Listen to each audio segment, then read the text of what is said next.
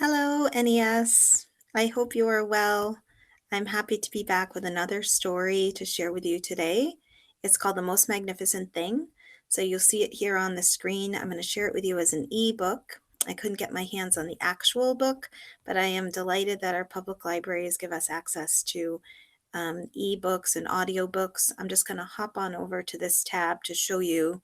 I did use my public library card from the MVLC, the Merrimack Valley Library Consortium, and I was able to access our book today through this. So if you have a public library card, you can go to your public library's main website, and somewhere under databases, they'll have a link to Overdrive.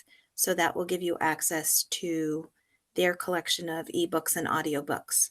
And I had also posted a link to the Boston Public Library. If you don't have a public library card from your library, you can still access this resource through the BPL site, and you can get an e-card right away, and it's free to use any of their electronic resources. So if you find you're running out of things to read, head on over to your public library's site or BPL, and you'll have a whole host of things that you can access electronically.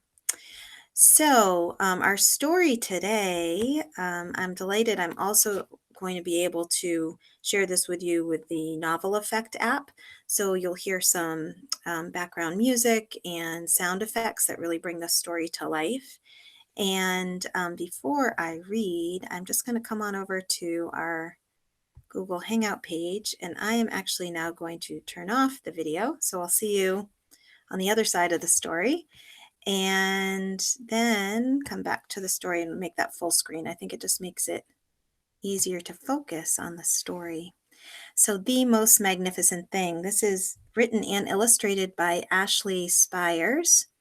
And on the cover of this book, I see our main character. It looks like a young girl who has plans in her hands, and her pockets are full of pencils and tools that she may be using to draw or work with, because behind her, you see that wagon is full of scraps and odds and ends and different gadgets.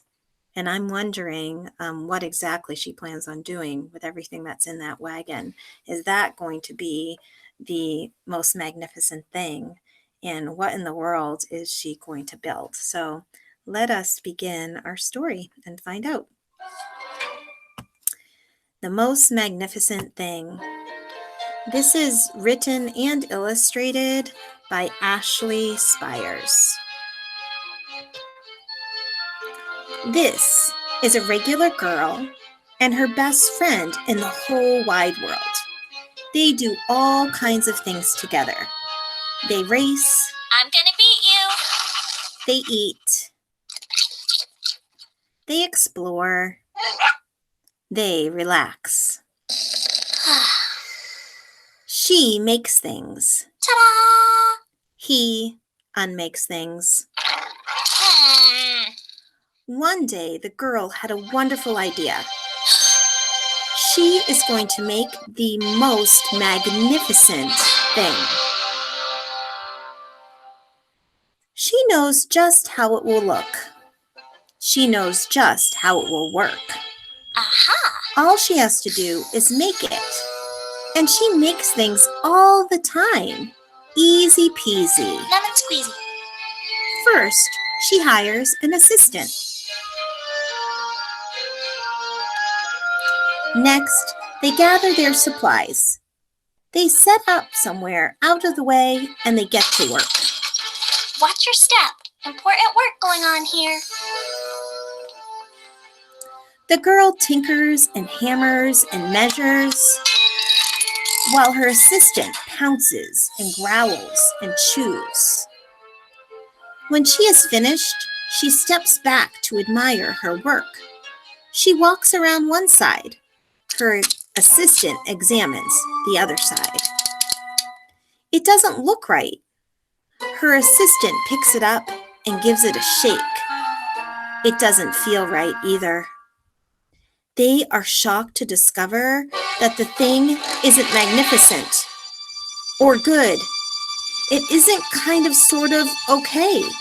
It is all wrong.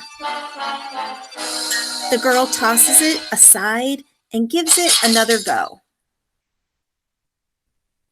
She smooths and wrenches and fiddles.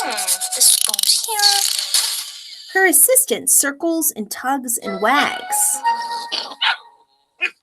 When she is finished, she stands up and takes a long look at it. Well, what do you think? Her assistant gives it a nudge with his paw. The thing is still wrong. She decides to try again.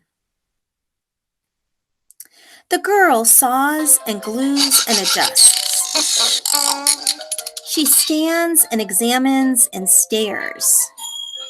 She twists and tweaks and fastens. Here. And She fixes and straightens and studies. She tries all different ways to make it better. She makes it square. She makes it round. She gives it legs. She adds antenna. She makes it fuzzy. She makes it long, short, rough, smooth, big, small. One even smells of stinky cheese. Ew. But none of them are magnificent.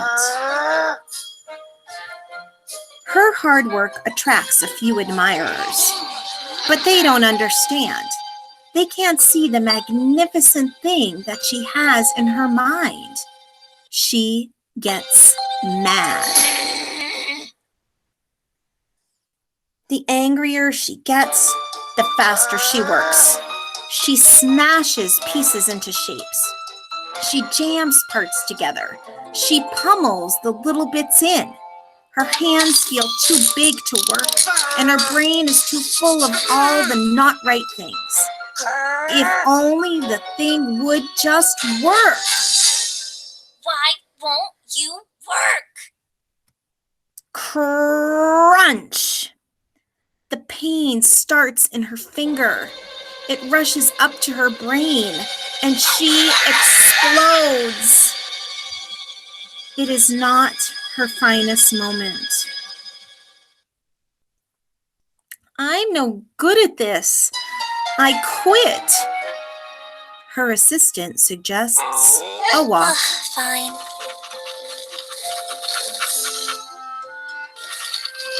It's not much help at first,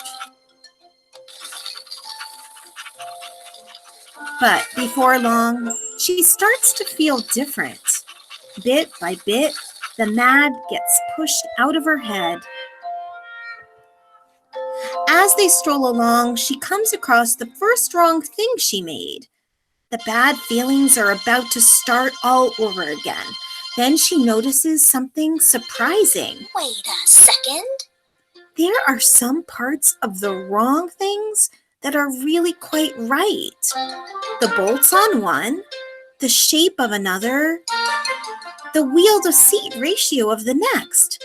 There are all sorts of parts that she likes. Aha! By the time she reaches the end of the trail, she finally knows how to make the magnificent thing. She gets to work. She works carefully and slowly, tinkering, hammering, twisting, fiddling, gluing, painting. Her assistant makes sure there are no distractions. This is the perfect thing to ward off bears. This will stop that leak. This one's all wet. The afternoon fades into evening. Finally, she finishes. She alerts her assistant.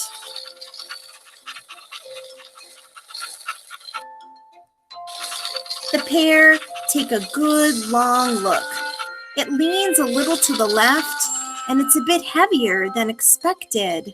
The color could use a bit of work too, but it's just what she wanted. They climb aboard and take it for a spin. They are not disappointed. It really is the most magnificent thing. And there it is. I'm wondering how many of you may have guessed that that's what she was going to create. when she had all of her gadgets and pieces. I love at the end of the story, authors often give a little bit of information about themselves or what inspired the story. And Ashley Spires writes at the end of the book that she loves to um, make things. She loves, obviously, to write books, but that at some point her books have made her feel very frustrated, either by she just wanted to cry or scream.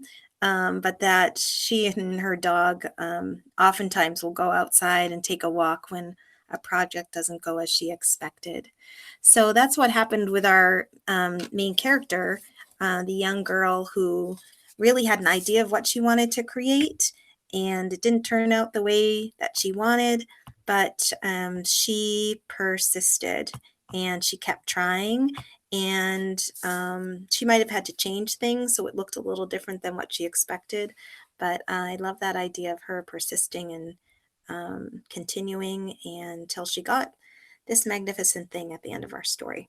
So I hope you enjoyed our story today, and I'm going to add some links on the enrichment page, which is probably just below where you got the link to this story, and some ideas for things that you might be able to make with things that you have around your house. So specifically, I know in my house I have a lot of boxes and paper bags right now, so there will be some ideas if you have those materials of things that you could make. If you do create anything, feel free to send your creation, a picture of it along. I'd love to see it and what inspired you to make it. And until next time in our next story, I hope you all are well, and I will see you again soon. Take care, NES. Bye.